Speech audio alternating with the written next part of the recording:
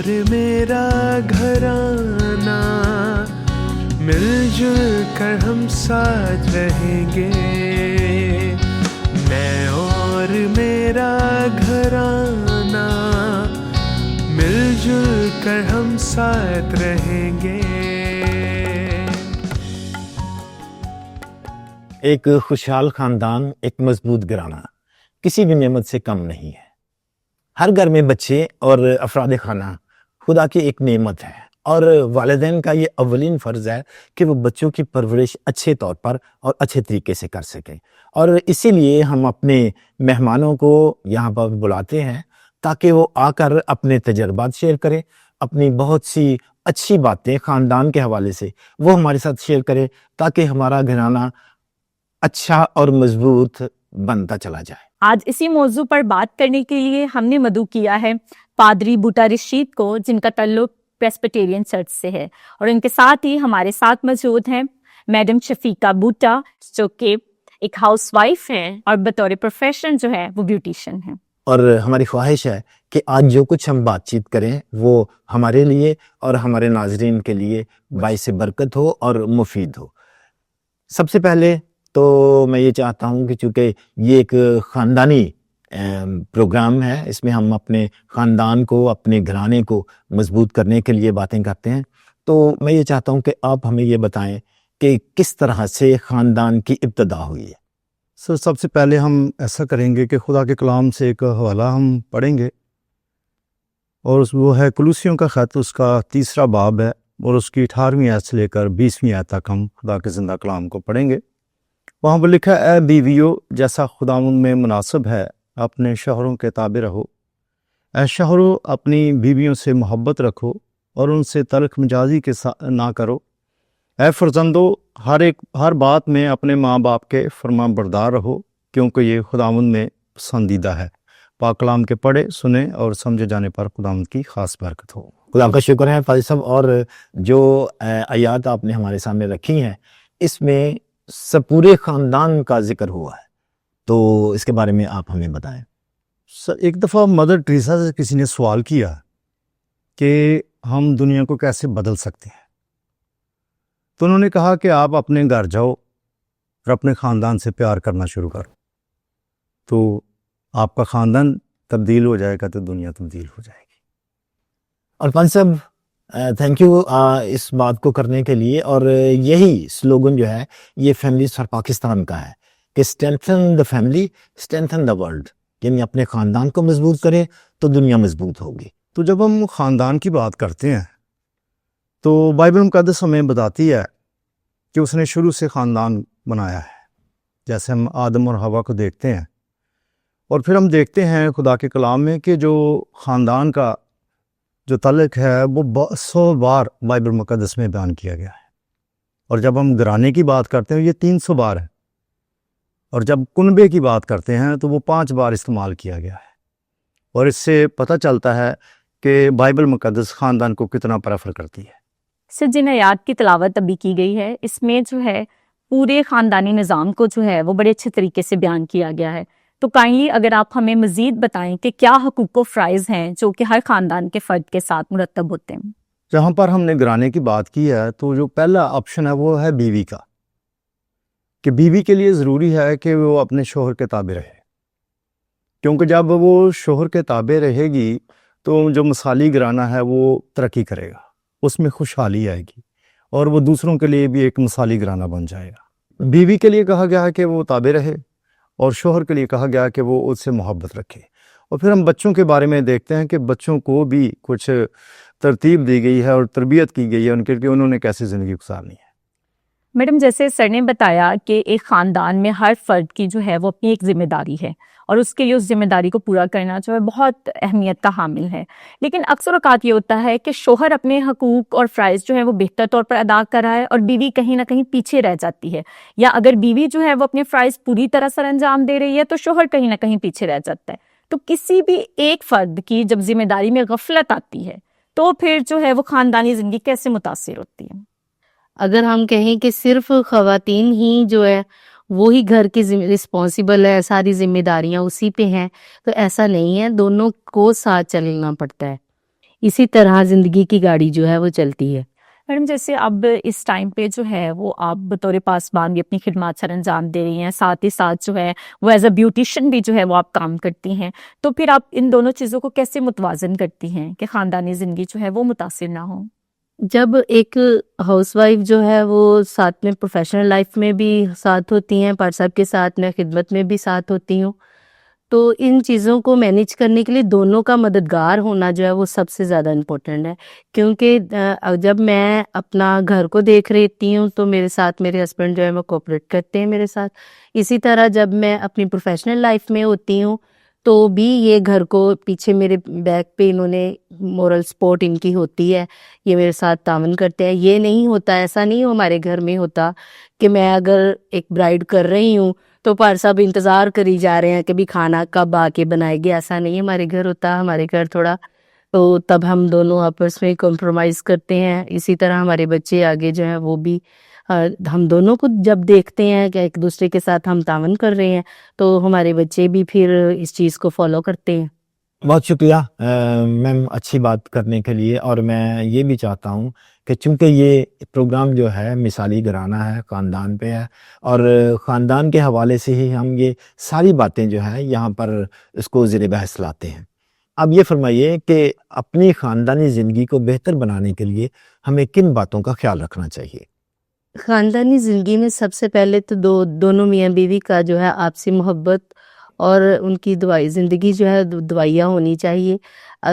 जब वो दोनों खुदा में पेवस्त रहेंगे, दोनों खुदा के फर्माबरदार रहेंगे तो डेफिनेटली उनके बच्चे भी उनको आगे से फॉलो करेंगे और बच्चे भी वो अपने माँ बाप की बेहतरीन लाइफ को देख के आगे नेक्स्ट जो उनकी नस्ल परवान जब चढ़ती है, नेक्स्ट ख़ानदान जो बनता है, उनके बच्चों का ख़ानदान जो बनता है, तो जैसे वो अपने माँ बाप को फॉलो करते हैं कि माँ बाप की एक दुआया ज़िंदगी है, अच्छी ज़िंदगी गुजार रहे हैं, उनके माँ बाप अगर उनके दादा दादी को अच्छी रिस्पेक्ट दे रहे हैं, उनकी केयर कर रहे हैं, तो इसी तरह आगे आने वाली नस्ल जो है वो अपने माँ बाप की केयर करती है, अपने माँ बाप, क्योंकि बच्चों के लिए ये एग्जाम्पल होता है कि हमारा बाप जो है अपने बाप की खिदमत करता है, उनके साथ ताबेदारी के साथ रहता है। तो इसी तरह फिर नई नस्ल के बच्चे जो हैं वो फिर बच्चों को के माँ बाप जो हैं उनके लिए एग्जाम्पल होते हैं। बहुत अच्छी तरह मैम आपने बताया। सर हमेशा बात की जाती है कि मिसाली घरानी को ऐसा होना चाहिए, उसको इन इक़दार को जो है वो कायम रखना चाहिए। सर वो कौन से ऐसे छोटे छोटे अमली जो है वो काम हैं जो कि हम कर सकते हैं जिससे ख़ानदानी निज़ाम जो है वो बहुत बेहतर तौर पर चले? जैसा कि मैम ने भी बताया कि पहली बात तो यह है कि ख़ानदान में दुआया ज़िंदगी होना ज़रूरी है। जैसे मैं अपनी बात करता हूँ कि जब मैं फील्ड में होता हूँ तो मैंने अपनी मिसेस से कहा हुआ है कि अगर मैं आऊँ या ना आऊँ, लेकिन आपने बच्चों के साथ मिलकर बैठकर आपने इबादत करनी है, दुआ करनी है और कलाम पढ़ना है, और ये हमारी एक ख़ानदानी ज़िंदगी का हिस्सा है। दूसरी बात यह है कि जो बाप होता है उसको अपनी ज़िम्मेदारियों को भी देखना चाहिए। बाज़ औक़ात ऐसा है कि हम अपने घर को इतना टाइम नहीं दे पाते बच्चों को, जिसकी वजह से भी हमारा घराना जो है ना वो पीछे रह जाता है, वो मिसाली नहीं बनता, क्योंकि हम सोचते हैं कि हम बाहर की बातों को जो है ना वो ज़्यादा प्रेफर करते हैं और अपने बच्चों को टाइम कम देते हैं। तो किसी दानश्वर ने कहा था कि उसके लिए दो चीज़ें एक मिसाली ख़ानदान के लिए होती हैं। एक तो आप मिलकर दुआ करें और दूसरा ये होता है कि बच्चों को आपस में उनके साथ मिलकर खेलें ताकि रफ़ाकत रखें उनके साथ, ताकि आपका घराना जो है ना वो मिसाली बन सके। हाँ जी, बल्कि हम लोग अक्सर औक़ात जो है ये डिस्कस करते हैं कि वो फैमिलीज़ जो होती हैं जिनको हम आइडियल फैमिलीज़ कहते हैं, मिलकर दुआ कर रहे होते हैं, वीडियो गेम्स अपने बच्चों के साथ खेल रहे होते हैं, कोई नई डिश ट्राई कर रहे होते हैं। जी, वह अच्छी बात आपने कही है कि हमको मिलजुल कर ख़ानदान को एक दूसरे के साथ मिलजुल कर काम भी करनी चाहिए और ख़ासतौर पर बच्चों के साथ अच्छा टाइम भी स्पेंड करना चाहिए। मैंने और भी कुछ बातें जो हैं वो मेरे जहन में आ रही हैं कि ख़ानदान में और ख़ास तौर पर मियाँ बीवी में और बच्चों में कभी कभी गुफ्तगू करने का, बातचीत करने का रुझान बहुत कम होता है या वो इतना अच्छा नहीं होता। तो आपके ख्याल में क्या ये ज़रूरी है? सर उसमें ये होता है कि जो हमारी आपस की जो बातें हैं जो बच्चों को खुदा से दूर लेकर जाती हैं, बच्चों के साथ कभी भी हमें शेयर नहीं करनी चाहिए। اس میں یہ بات ہے کہ ہم زیادہ سے زیادہ جب ہم کھانے کی میز پر بیٹھتے ہیں تو ہمیں اس وقت ڈسکشن کرنی چاہیے خدا کے کلام کے مطابق.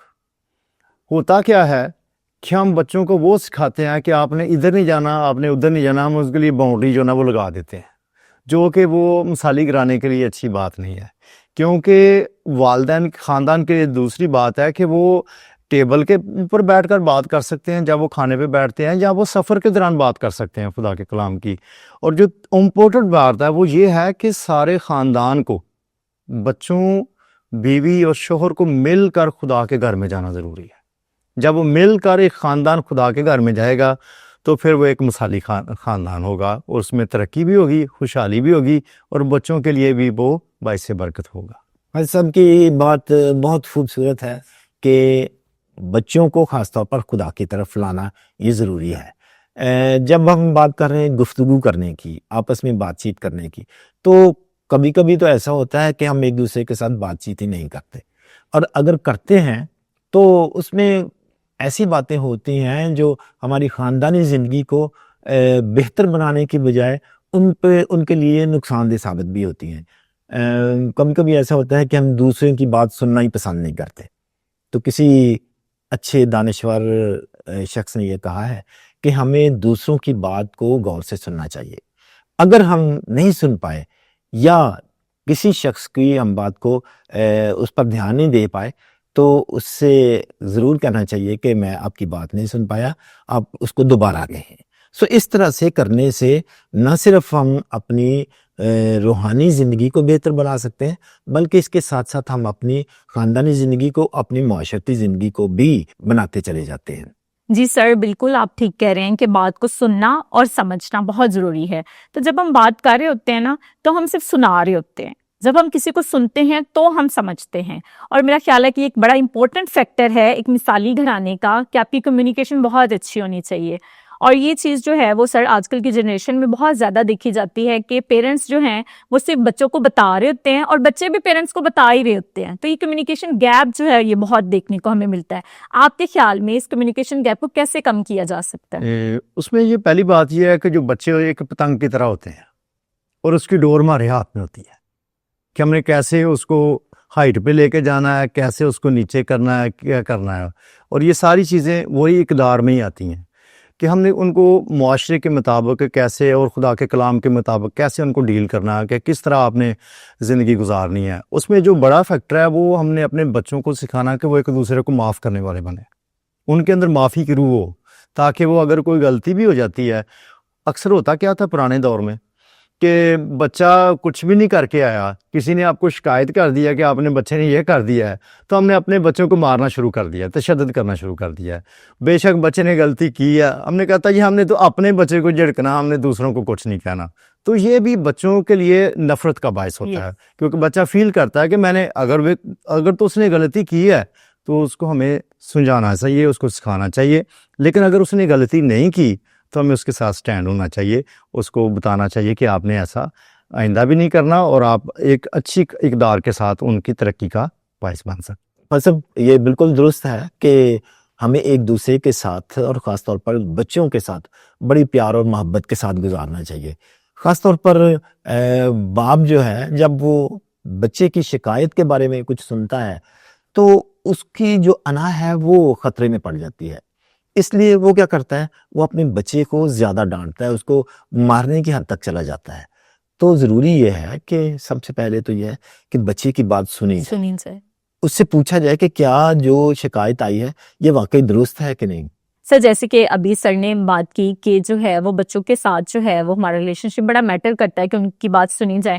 اور میں نے اکثر دیکھا ہے کہ اکثر اوقات آپ بچے کو بتا رہے ہو نا کہ بیٹا آپ نے لڑائی نہیں کرنی ہے، بیٹا آپ نے یہ بات اس طریقے سے نہیں کرنی، تو وہ پھر آگے سے آپ کو مثالیں دے رہے ہوتا ہے کہ نہیں آپ نے فلاں ٹائم پہ جو ہے چاچو کو یہ کہا تھا، آپ نے فلاں ٹائم پہ پھپھو کو یہ کہا تھا.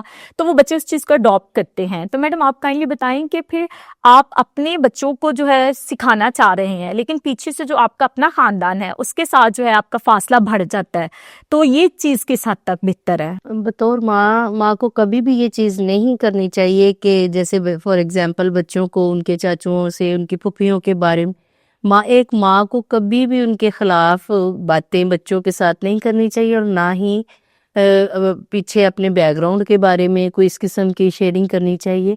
अगर आप अपने बच्चों को अपने ख़ानदान से जोड़े रखेंगे तो ही आपके बच्चों की बुनियाद अच्छी होगी। बेशक।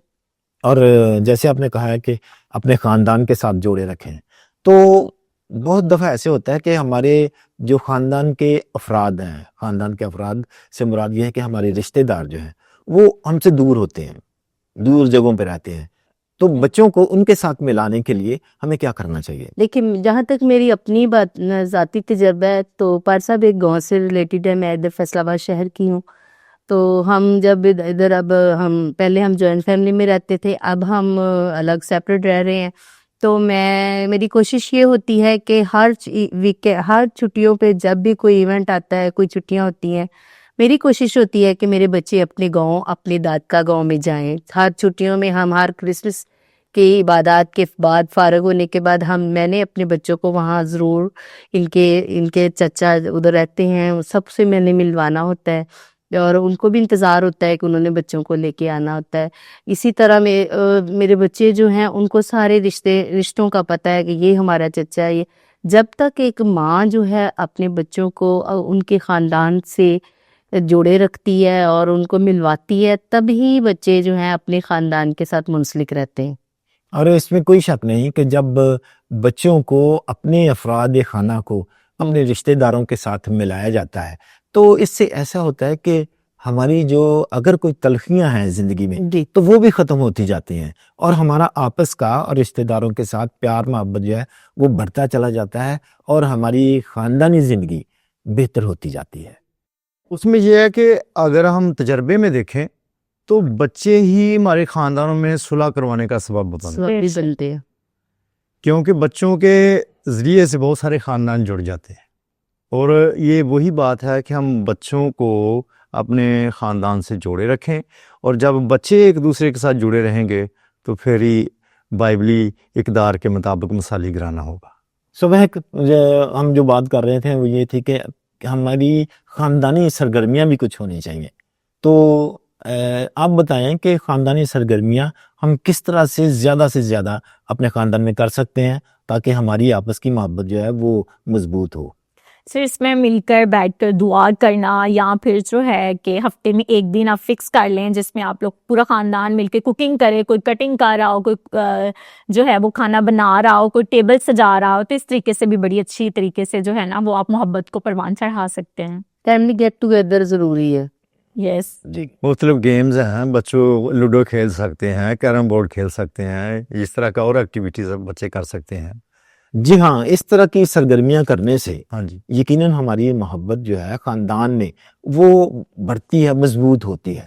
और जब हमारी ख़ानदानी मोहब्बत आपस में मियाँ बीवी की, बच्चों के साथ, रिश्तेदारों के साथ मोहब्बत जो है वो मजबूत होगी, तो फिर हमारा ख़ानदान जो है ये एक मिसाली ख़ानदान बनेगा, सर, फिर एक हम मिसाली घराना बनाएंगे। जी फरमाइए आप। इसमें मैं एक बात ज़रूर शेयर करना चाहती हूँ। बतौर माँ बाप जो है ना, बच्चों की सरगर्मियों पे नज़र ज़रूर रखें। बेशक। बच्चों की एक्टिविटीज़ जब आप देखते हैं, इवन देन के जब बच्चे मोबाइल यूज़ कर रहे हैं, तब भी पेरेंट्स को पता हो कि वो मोबाइल में क्या चीज़ देख रहे हैं। इस तरह की ज़रूर, हाँ, मैं ये नहीं कह रही कि बच्चों को सिर्फ आप हर वक्त उनके सुपरिटेंडेंट बन के रहें, नहीं, आप फिर भी आप एक माँ बाप को नज़र रखनी पड़ती है अपने बच्चों की तालीम और तरबियत के लिए कि वो हमारे बच्चों की एक्टिविटीज़ क्या हैं, हमारे बच्चों के दोस्त अहबाब क्या हैं, दोस्ती किस लेवल की है, वो सारी चीज़ों को एक पेरेंट्स को देखना ज़रूरी है। हाँ जी, और जैसे मैम हमने पहले कम्युनिकेशन पे भी बात की, उसमें भी ये है कि अगर एक बच्चा कुछ गलत देख रहा है या वो टेक्नोलॉजी को गलत इस्तेमाल कर रहे हैं, तो अगर आप फौरन से जाकर उसको डांटेंगे तो वो आगे से रिबेलियस हो जाते हैं, वो आगे से बागीपन अपना जो है वो दिखाते हैं। इसके बजाय अगर आपके बच्चे के साथ दोस्ती होगी सर, तो वो बड़े प्यार से आपकी बात सुनेगा भी, समझेगा भी, और शायद मना भी हो जाए इस बात से। क्योंकि उसमें होता है ऐसा है कि कभी कभी हमारी नाक के नीचे ही सब कुछ हो रहा होता है, तो हम देख नहीं रहे होते कि क्या हो रहा है, क्योंकि वो अपनी दुनिया में मगन होते हैं बच्चे और हम अपनी दुनिया में मगन होते हैं। बात वही आ जाती है ना, कम्युनिकेशंस की आ जाती है कि आपके साथ आपके बच्चों का रिलेशन कैसा है। मैम, जब हम बात कर रहे हैं कम्युनिकेशन की, बच्चों के साथ बातचीत करने की, तो जैसे आपने कहा है कि बच्चों पर कंट्रोल भी इस तरह से रखा जा सकता है, लेकिन कभी कभी ऐसा माहौल बन जाता है कि हम बहुत ही संजीदा हो जाते हैं اتنے سنجیدہ ہو جاتے ہیں کہ بچوں کے ساتھ جو ہے بات چیت بھی وہ کم سے کم ہوتی چلی جاتی ہے، صرف اس حوالے سے کہ ہم ان کو کنٹرول کر رہے ہیں. تو کیا ان کے ساتھ ہنسی مذاق کرنا، خوشگوار لمحات گزارنا یہ بھی ضروری نہیں ہے؟ یہ بہت ضروری ہے. لکھا ہے کہ خدا کا خوف حکمت اور دنائی کا شروع ہے. تو خوف کو ہم نے اپنی انٹرپریشن کر دی اس کی کہ خوف ایک ڈر کا نام ہے. خوف کا مطلب ہے محبت، کہ اگر ہمارے اندر مسیح کی محبت ہوگی تو پھر ہی ہم اپنے بچوں میں بھی محبت بانٹ سکتے ہیں. ایک بطور خاندان اس میں ہماری زندگی کے اندر بھی مسیح کی محبت ضروری ہے، تو پھر ہی بچوں تک ہوگی وہ کنوٹ. بہت شکریہ کہ سر آپ نے بڑے اچھے طریقے سے اس بات کو واضح کیا ہے. اکثر اوقات جو آج کل ہم ایک ٹرینڈ دیکھتے ہیں کہ لوگ مشترکہ خاندان سے نیوکلیئر فیملی کی طرف جلد از جلد شفٹ ہونا چاہتے ہیں. تو آپ کے خیال میں کیا یہ ایک بہتر فیصلہ ہے؟ اور اگر آپ نے نیوکلیئر فیملی کو ہی جو ہے وہ آگے کنٹینیو کرنا ہے تو کیسے آپ پھر مشترکہ خاندان کے سسٹم کو اپنے ساتھ لے کے چلتے ہیں؟ اس میں یہ بات ہوتی ہے کہ آج کل چونکہ تھوڑا سا ٹرینڈ چینج ہو چکا ہے، لوگ سمجھتے ہیں کہ ہم انڈیویجول طور پر اپنی زندگی کو گزارنے کی کوشش کرتے ہیں. اس میں جو بہترین مثال ہے ایک مثالی گھرانے کے لیے وہ میں بتانا چاہتا ہوں، وہ ہے ایک بلوچ فیملی کی. ان کا کہنا ہے کہ جب وہ پڑھتے تھے تو ان کے باپ کے پاس اتنے وسائل نہیں تھے کہ وہ ان کو سپورٹ کر سکے، لیکن ان کے چچا نے اور ان کے تایا نے مل کر ان کی سپورٹ کی، ان کی اسکول، یونیورسٹی، کالج کی فیسز دیں تاکہ وہ بچے بہتر طور پر آگے بڑھ سکیں، اور یہی ان کے گھرانے کے لیے ایک مثال بن گئے تاکہ وہ ان کے گھرانے میں ایک ترقی کا باعث وہ بنے. اور اسی لیے ضروری ہے کہ جب ہم جوائنٹ فیملی میں زندگی گزارتے ہیں تو یہ ہمارے لیے بھی بہتری کا ایک وسیلہ بنتا ہے اور دوسروں کے لیے اور خاندان کے لیے مدد کا باعث بھی بنتا ہے. بس اب یہ بالکل آپ نے درست بات کی، اور مجھے پتہ ہے کہ بلوچ فیملیز یا پختون فیملیز میں اس قسم کے جو روایات ہیں وہ بہت مضبوط ہیں، اور ان روایات کے وسیلے سے وہ آگے بڑھتے بھی ہیں اور پورے خاندانی نظام کو وہ مضبوطی سے تھامے ہوئے ہیں. اور جیسے آپ نے کہا کہ وہ ایک دوسرے کی مدد کا وسیلہ بنے، یہ ہمیشہ ہوتا ہے کہ جب ہم اکٹھے رہتے ہیں تو ہم ایک دوسرے کی مدد کرتے ہیں اس طرح سے بھی. اور فلسفہ بھی بتا رہے تھے کہ اس خاندان نے، اس بلوچ شخص نے اپنی تعلیم کو اپنے تایا اور اپنے چچا کی مدد کے وسیلے سے پورا کیا، اور پھر اسی طرح سے اس کے باپ نے بھی جب ان کے پاس وسائل ہوئے تو اس کے چچا کی بیٹی کی میڈیکل تعلیم کا خرچ جو ہے وہ اٹھاتے رہے، اور اس طرح سے دونوں خاندان ایک دوسرے کے ساتھ اتنے مضبوط اور اتنے پیوست رہے کہ ایک دوسرے کی مدد کرتے ہوئے وہ ترقی کا سبب بھی بنے.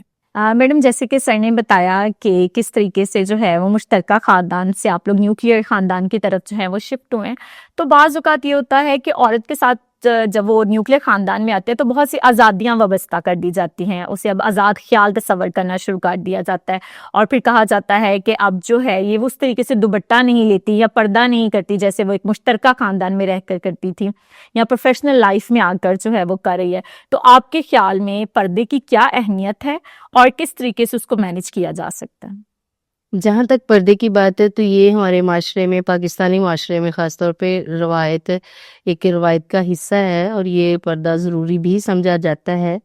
اور پردہ جو ہے یہ کرنا بھی ضروری چاہیے کہ ہماری آج کل کی بچیوں کو تھوڑا سا اس کے انڈر ہے کہ مطلب اپنے آپ کو سیف کرنا جو ہے وہ ضروری بھی ہے. اور اس کے علاوہ اگر ہم دیکھیں تو یہ کوئی بری بات بھی نہیں ہے، اور اس کے جہاں تک میں سمجھتی ہوں کہ یہ ہماری روایت کا حصہ ہے، ہمارے کلچر کا حصہ ہے. تو پردہ صرف یہ نہیں ظاہری آپ کا لباس ہے، پردہ آپ کی سوچ میں، آپ کے دماغ سے شروع ہوتا ہے کہ آپ کسی کے لیے رسپیکٹ یا کسی کے لیے اپنے آپ کو سیف رکھنے کے لیے یہ ایک ضروری عمل ہے، اور میں سمجھتی ہوں کہ یہ ضروری ہے. میرا خیال ہے کہ سر جب ہم پردے کی بات کرتے ہیں تو پردہ مختلف اقسام کا ہو سکتا ہے، یہ جسمانی پردہ ہے، یہ روحانی پردہ ہے، یہ گناہ سے پردہ ہے. بالکل. اور جب ہم اس کو فردر دیکھتے ہیں تو ہم دیکھتے ہیں کہ بیسیکلی یہ آپ کی سوچ کا پردہ ہے کہ آپ نے کس چیز کو اپنی اوپر سوار ہونے دینا ہے اور کس چیز کو آپ نے روکنا ہے. چونکہ زیادہ جو ہے آج کل کے دور میں اس کو جو ہے وہ فزیکل اپیرنس کے ساتھ منسلک کر دیا جاتا ہے یا عورت کے ساتھ منسلک کر دیا جاتا ہے. تو پہلی بات تو یہ یہ ہے کہ آپ کی حیا جو ہے وہ آپ کی آنکھوں میں ہوتی ہے. دوسری بات یہ ہے کہ آپ اپنے مورل ویلیوز کو کس حد تک اپنے ذہن میں رکھتے ہیں, یہ میٹر کرتی ہے. اینڈ تھرڈلی جو ہے اٹس ناٹ لائک کہ آپ نے جو ہے وہ سر سے پاؤں تک خود کو کور کرنا ہے. اس کا مطلب یہ ہے کہ آپ نے جو معاشرے کا ایکسیپٹیبل ڈریس کوڈ ہے, ایک موڈسٹ ڈریس کوڈ ہے جس میں شلوار قمیض اور دوپٹہ ہے, اور آپ کو اپنے آپ کو بہتر طور پر کور کرنا ہے. میرا خیال ہے کہ پردہ اس حد تک جو ہے وہ اس کو رکھنا بہت ضروری ہے. بعض اوقات جو ہے وہ پردہ عورتوں کے ساتھ جو ہے وہ منسوب کر دیا جاتا ہے, حالانکہ ہر فرد کا جو ہے وہ اپنے آپ کو ایک خاص لمٹس میں ایک خاص حد تک رکھنا جو ہے وہ بھی پردے میں شامل ہے. مہک, آپ کی خوبصورت باتیں ہیں, اور میں سمجھتا ہوں کہ آپ نے بالکل ٹھیک کہا ہے کہ پردہ صرف اپنے جسم کو ڈھانپنے کا نہیں ہے, اور میم آپ بھی جیسے کہہ رہی تھی کہ اس کے لیے ضروری ہے کہ ہماری سوچ جو ہے وہ مثبت ہونی چاہیے. مطلب کلام مقدس میں سے ہمیں کوئی ایسا ملتا ہے حصہ جس میں پتہ چلے کہ خواتین کو کس طرح سے رہنا ہے؟ سر اگر ہم پاک کلام کی بات کریں تو پاک کلام تو واضح کہتا ہے کہ آپ نے اپنے بڑوں کا احترام کرنا ہے. جو حدیں آپ کے آباء و اجداد نے مقرر کر دی ہیں ان کو آپ نے سرکانا نہیں ہے. تو ضروری ہے کہ عورت کے لیے یہ بھی واضح کر دیا گیا کہ اس نے اپنا سر ڈھانپنا ہے. تو جہاں تک آپ پردے کی بات کر رہے ہیں تو یہ سوچ ہمارا انر ہے کہ ہمارے اندر کیا ہے, یہی ہمارا پردہ ہے. اور جب تک ہمارا انر جو ہے وہ ٹھیک ہے تو ہمیں کسی چیز کی ٹینشن پرواہ نہیں ہوتی. لیکن جب ہمارا انر ہی ٹھیک نہیں ہے تو پھر پردہ کریں جو مرضی کریں, پھر اس کے جو نا رزلٹ جو نا وہ الٹا آئیں گے. اور سب یہ بات درست ہے کہ پردہ جو ہماری اندر کی سوچ ہے کہ ہم کیا ہے. بے شک اگر ہم اچھے طور پر سوچتے ہیں, ہم کسی بھی خاتون کو جو پردے کے بغیر بھی ہے, جس نے برقع نہیں پہنا ہوا, تو ہم اس کو بھی اچھی نگاہ سے اگر دیکھتے ہیں تو یہ اس کے لیے بھی پردہ ہے اور مرد کے لیے بھی پردہ ہے کہ وہ اچھے طور پر اچھی سوچ کے ساتھ کسی خاتون کو دیکھ رہا ہے.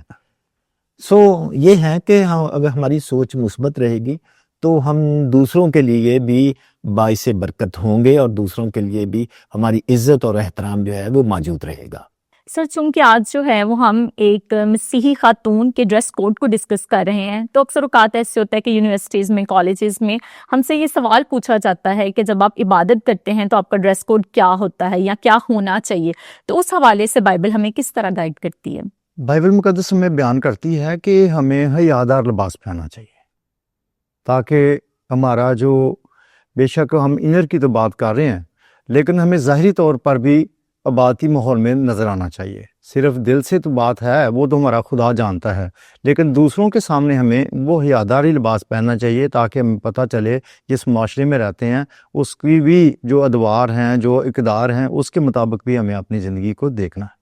میڈم اس کے ساتھ ہی جو ہے وہ دین کے ساتھ جو ہے وہ دنیا بھی بڑی ضروری ہے. تو آپ کے خیال میں جو ہے وہ ایک کیسا ڈریس کوڈ ہونا چاہیے جس کے ساتھ دین اور دنیا دونوں ہی قائم رہ جائیں؟ جیسا کہ پر صاحب نے کہا کہ حیادار لباس جو ہے ایک عورت کے لیے بہت ہی ضروری ہے, اور خاص طور پہ جب ہم چرچ کے حوالے سے بات کرتے ہیں تو چرچ میں باقاعدہ طور پہ ایک بیٹی کو, ایک عورت کو اچھا لباس پہن کے آنا چاہیے. میں یہ نہیں کہتی کہ بہت زیادہ اپنے کلچر کے حساب سے, ہمارے کلچر میں چونکہ آپ جانتی ہیں کہ دوپٹہ بہت ضروری ہے اور سر پہ ڈھانپنا اس سے بھی ضروری ہے عبادت کے دوران. تو یہ یہاں پہ میں یہ صرف چرچ کے حوالے سے نہیں, ویسے بھی جنرل بھی بیٹیوں کے لیے یہ میں ضرور کہوں گی کہ جب بھی باہر نکلتے ہیں تو اپنے آپ کو مکمل کور کر کے نکلنا چاہیے, اپنا دوپٹہ وغیرہ کا خیال رکھنا چاہیے. یہ ہمارے کلچر کا بے شک حصہ بھی ہے, اور اس سے ہم اپنے آپ کو کورڈ بھی رکھتے ہیں اور سیف رہتے ہیں. اس کے علاوہ اگر ہم کہیں تو میں سمجھتی ہوں کہ اس سے ہماری لک جو ہے وہ بہت خوبصورت بھی لگتی ہے کہ دوپٹے کے ساتھ عورت اچھی لگتی ہے. مثالی گھرانہ کے توسط سے ہم بہت شکر گزار ہیں پادری بوٹا رشید اور ان کی اہلیہ میڈم شفیقہ بوٹا کے کہ انہوں نے اپنی قیمتی وقت میں سے جو ہے وہ کچھ وقت ہمیں دیا جس پر ہم بات کر سکیں کہ کس طریقے سے ایک مثالی گھرانہ جو ہے وہ پوری دنیا کی جو ہے وہ تکمیل کا باعث ہے. اور اس پوری گفتگو کے اگر نچوڑ کی بات کی جائے تو ہم یہی کہیں گے کہ سچ ہمیشہ محبت سے بولا جائے, نظم و ضبط میں ہمیشہ نرمی ہو, اور جب بھی رہنمائی کی جائے تو ہمیشہ صبر کا دامن جو ہے وہ تھامے رکھا جائے۔ مہک کی ساری باتیں جو انہوں نے اس پروگرام کے اختتام پر کی ہیں نہایت ہی اہم ہے، اور مہمانوں کو بھی ہم اسی لیے بلاتے ہیں کہ وہ آئیں، مثالی گرانہ پروگرام میں اپنی رائے دیں، اپنے تجربات بیان کریں، تاکہ یہ تجربات، یہ ساری باتیں، یہ ساری ہدایات جو ہیں یہ ہمارے خاندان کو مضبوط کرنے میں، اس کو بہتر بنانے میں ہماری مدد کر سکیں۔ آج کا پروگرام آپ کو کیسا لگا اس کے بارے میں بھی ضرور ہمیں آگاہ کیجیے گا، اور آج کے پروگرام کا وقت چونکہ ختم ہو رہا ہے اس لیے ہم آپ سے اجازت چاہتے ہیں، اگلے پروگرام میں پھر ملیں گے۔ خدا حافظ۔ ہم دوسروں کی مسرت کی خاطر وفا سے پیاروں کا دامن بھریں گے،